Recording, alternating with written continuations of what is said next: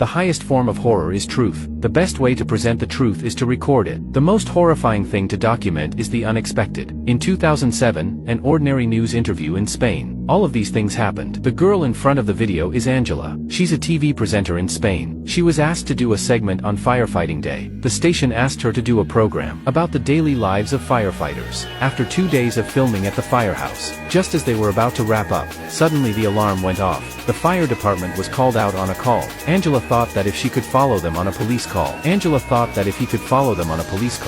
would make the show a lot richer. So he jumped on the fire truck with the camera. On the way, he told the audience about the mission. There's an elderly man trapped in his apartment. Neighbors heard strange noises. They called the police. Soon they arrived at the scene. Before entering the apartment, they found a police car parked in front of the door. It seems that the incident was more serious than they thought. After arriving at the apartment, neighbors were talking about what was going on upstairs. Some said they heard frantic shouting. Others said they heard strange noises. Just as they were about to go upstairs to check it out, a police officer came down the stairs. He looked at the camera in amazement. The fireman rushed up and explained that they were filming a TV program. Then they went upstairs together. Upstairs, the police officer at the door explained the situation to the firefighters. They decided to break in. Angela also rushed to seize a powerful position to give a short report to the camera. However, before he could finish, the firefighters had already opened the door with their tools, and he rushed in. There was nothing unusual in the house. It just suddenly became very quiet. The police officer shouted as he walked in. At the end of the corridor,